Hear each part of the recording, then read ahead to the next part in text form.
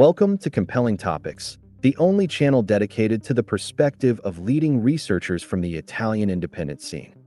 Let's turn your minds on. In this episode, we explore the family background of Charlemagne through the perspective of Professor Simonetta Torresi. Who was he, really? Where did his lineage come from? And how much of what we think we know about the Carolingian dynasty rests on assumptions that deserve to be questioned?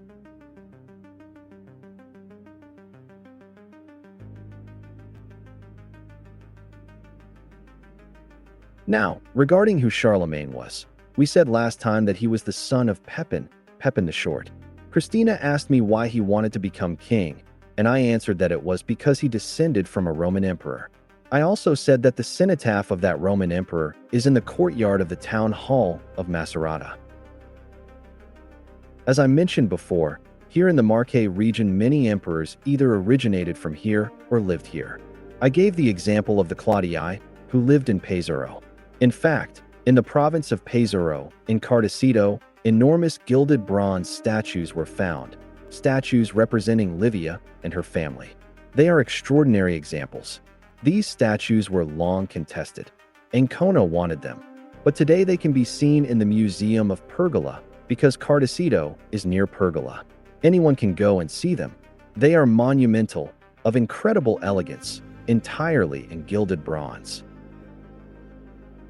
But let us return to the ancestor, this Emperor Pupinus, who became emperor on February 1st, 238. As we said, his cenotaph is in the courtyard of the municipal building of Macerata.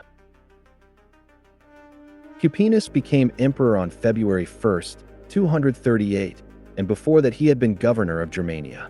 So you understand that he had fought in those territories, and we discussed where those lands were. He was governor of Germania, and we asked when he was placed there and what exactly is written on the inscription beneath the cenotaph. This page derives from conferences on the ancient history of the territory of Macerata from 1885, written by a local scholar. The inscription clearly reads, Caesar Marcus Clodius Pupinus Augustus. The inscription is unequivocal. And further below, the scholar writes that to support the hypothesis that this emperor was native to this place, to Macerata, specifically to an estate or castle located in an area called Popiano. Near Macerata, there is indeed land still called Popiano. The text argues that the sepulchral monument of Pupinus may originally have stood at the entrance of a monastery and was later transported to the courtyard of the municipality. Furthermore, this same scholar mentions that in another palace there once existed, among about 30 inscriptions and reliefs, a beautiful toga-clad statue of Pupinus, found in the territory of ancient Ricina, which I often mention, and placed there in 1773. It was mistakenly believed to represent Marcus Aurelius, but by comparing the busts one can clearly see the error. Even the style of the beard corresponds to the mid-3rd century. Moreover, in a 17th century work titled Regia Piscina, it is stated that the people of Ricina erected a statue to Pupinus. That statue would have been unique in Italy. So, besides the cenotaph, there was also a statue of Emperor Pupinus. Today we do not know where it is. So now we have established this properly, with documentation, rather than merely stating it as before. Let us now return to Pepin, the father of Charlemagne. We saw last time that Pepin was the son of Charles Martel. These figures were mayors of the palace under the Merovingian kings. The Pepinids were primarily mayors of Austrasia, that is, Metz, which we identify as Moravia. I admit that last time I dismissed the geographical explanation too quickly by saying, it's in my books. But I realize that for those who are not from the Marche region, it can be difficult. So let us clarify where Metz and Soissons were. Charles Martel was based in Metz, and Soissons synonym corresponds to modern Castel Leon di Soissons, along the Cesano River. There are archaeological remains there, the amphitheater, Roman villas, mosaics, substantial evidence. When Charles Martel died, he had 3 sons. The office of mayor of the palace was hereditary. His sons were Charlemagne, Pepin the Short, and a 3rd son.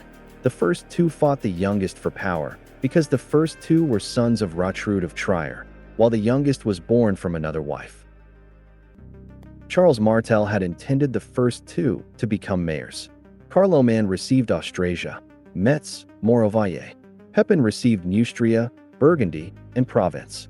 Neustria, therefore, was centered in Soissons-Senemon.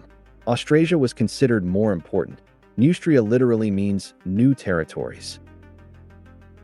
Eventually, Carloman decided to retire to a monastery, Monte Cassino.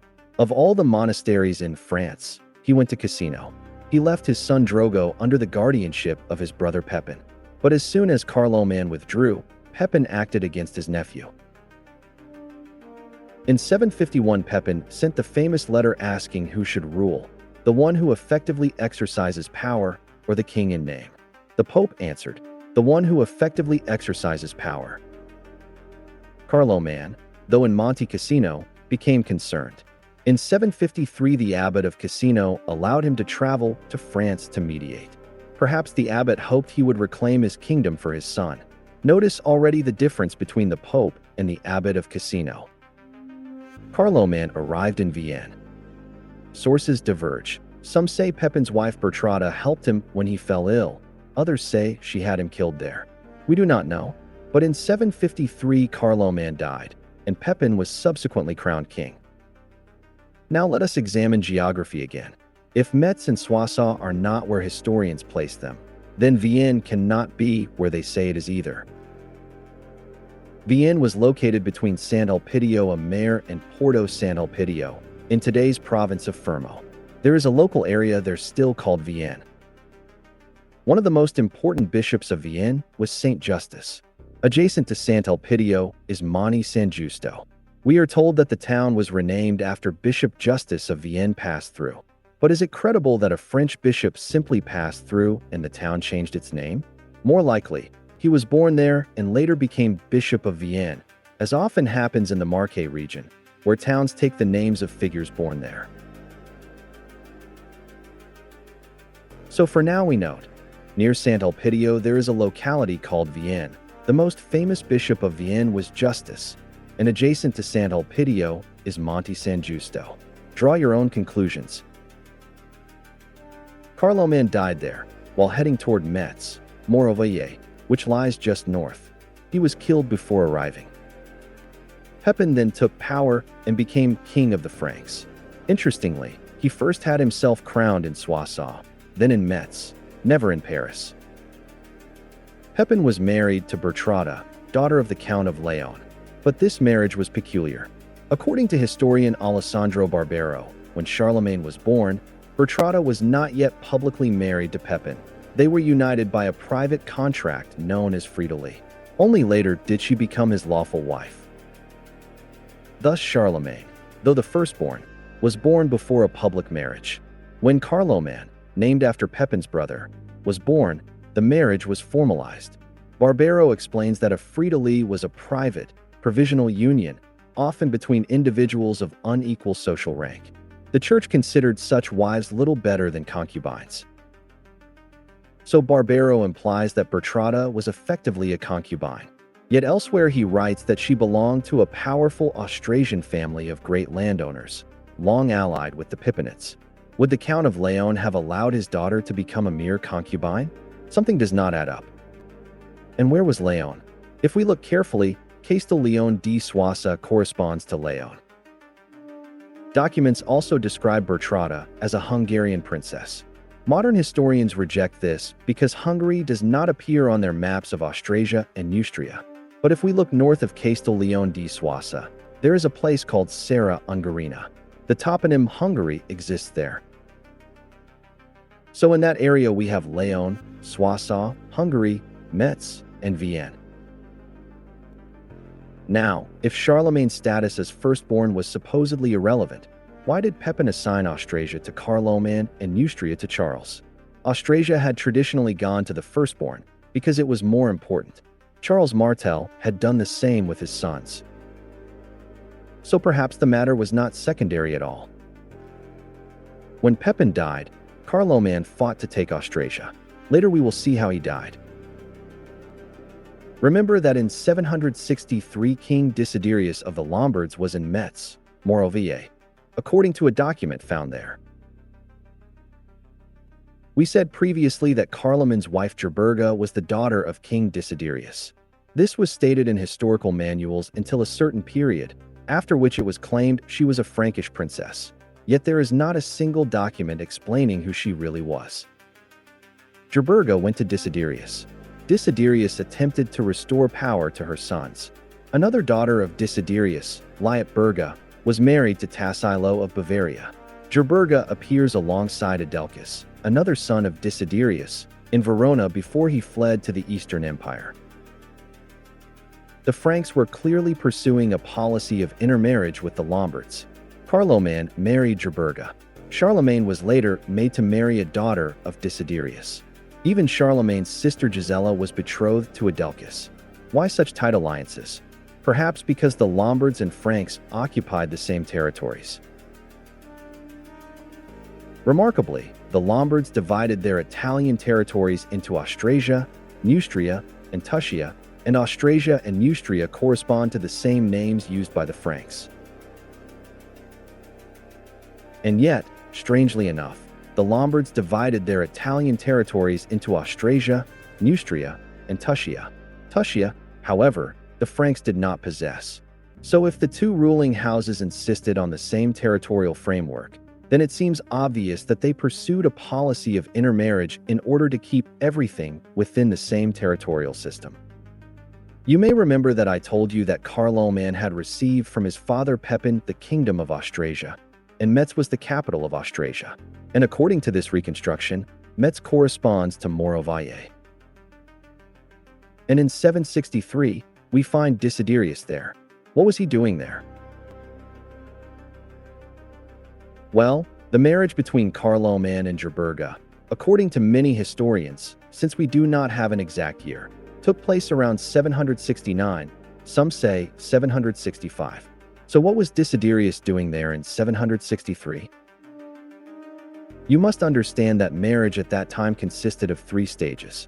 First, the request, the petitio, then the promise, the dispensatio, and finally the wedding, the nuptiae. The suitor sealed the agreement with a pledge, and once accepted it could not be broken unilaterally, something that Gisela would later do with Adelchis. According to Gregory of Tours in the Historia Francorum, many years could pass before the man fulfilled the promise. Under Lombard law, up to 2 years or even more could pass between promise and marriage. Under Frankish law, even longer. So it makes sense that Desiderius went there. Perhaps it was the petitio, the formal request, or perhaps it was the dispensatio, the formal promise. That date aligns. And in the document there is mention of an incursion by Desiderius, but he was not fighting there.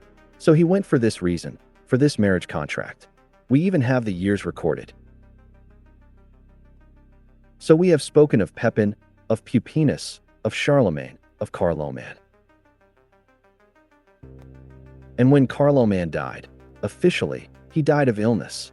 According to Frankish historians, yes, he died naturally. But his death was heavily discussed. Some historians even go so far as to say that it was Berta who killed Carloman. So Berta again. It was Bertrada, called Berta, who allegedly killed her own son because she believed the other son was more suited.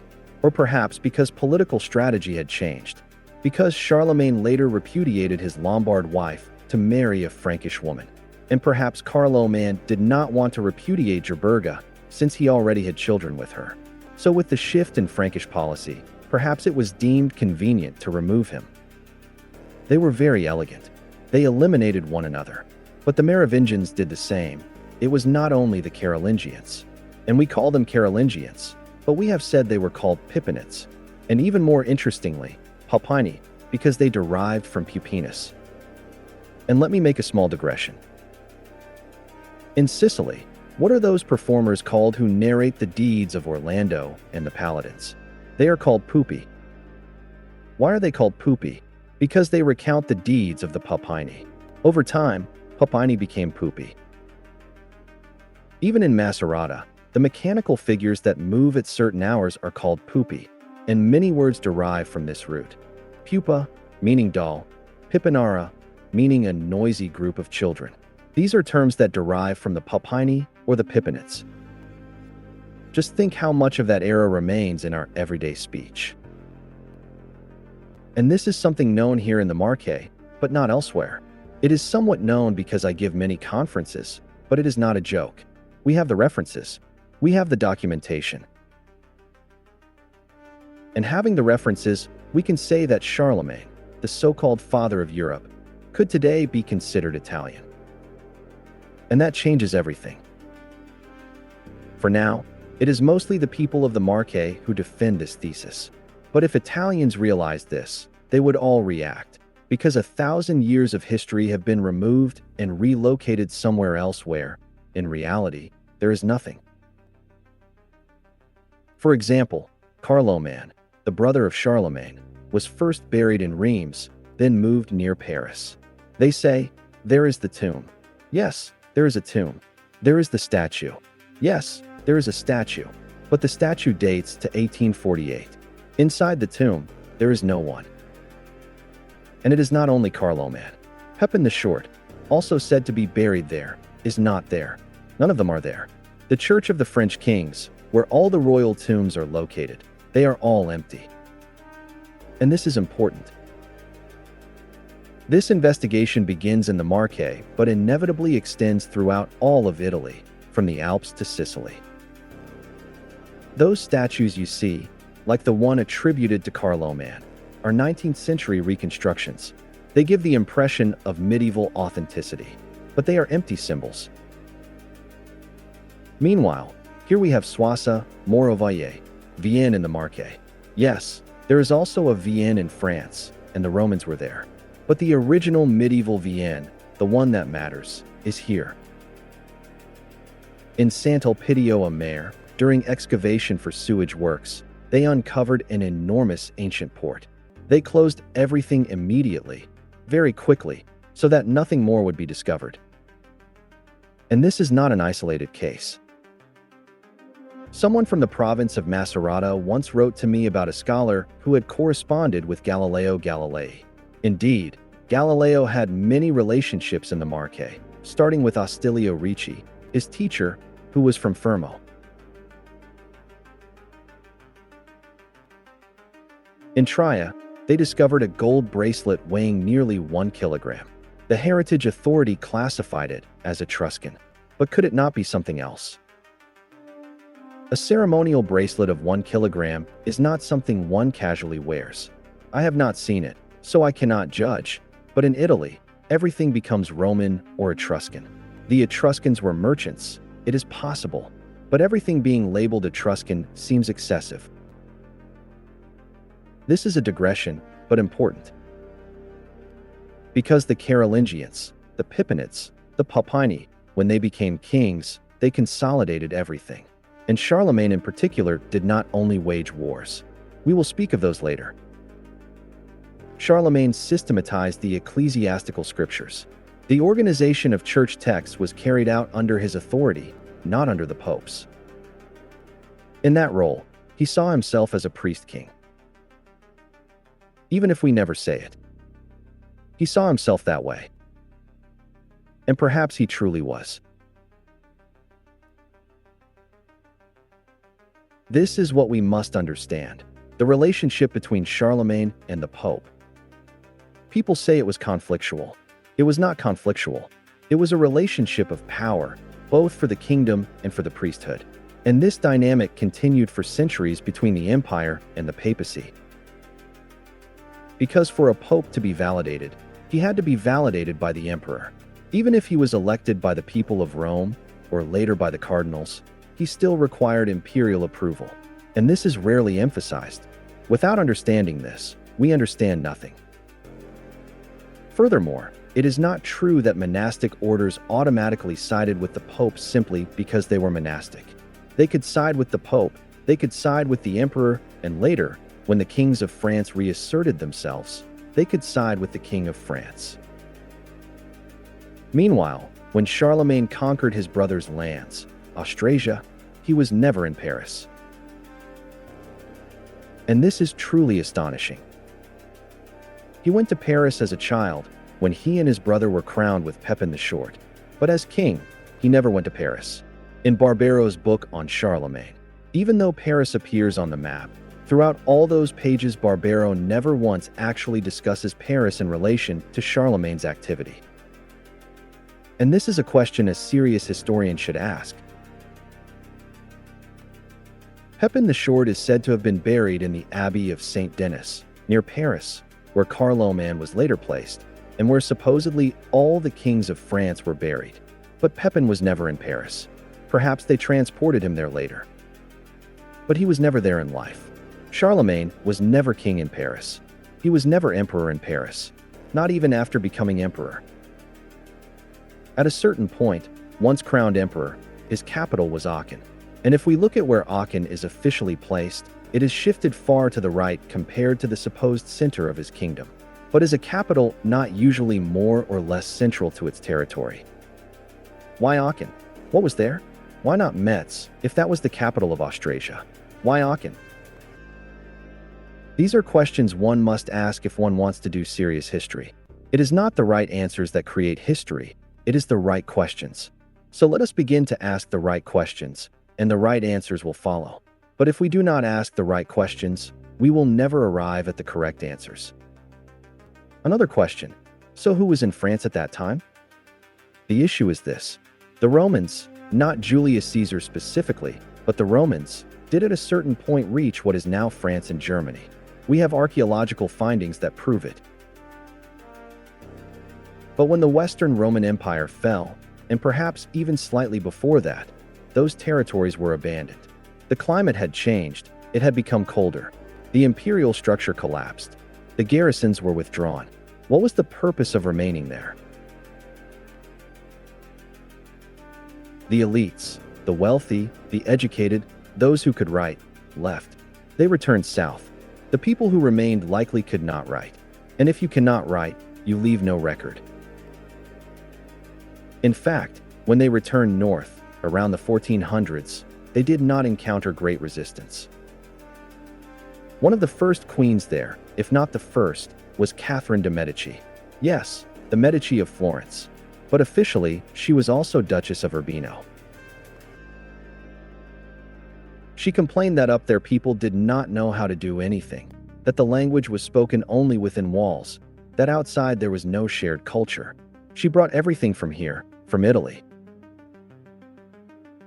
And if you cannot read or write, if you have no parchment, no paper, and paper in the West was produced here, in places like Piracco and Fabriano, then you leave nothing behind. So what happened there during those centuries? We do not know, because they did not write.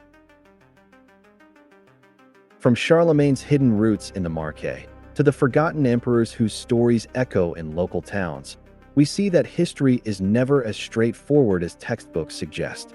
Every monument, every inscription, every local legend challenges the official narrative and reminds us that the past is always waiting to be rediscovered. Join us next time on Compelling Topics with the very origin of Europe.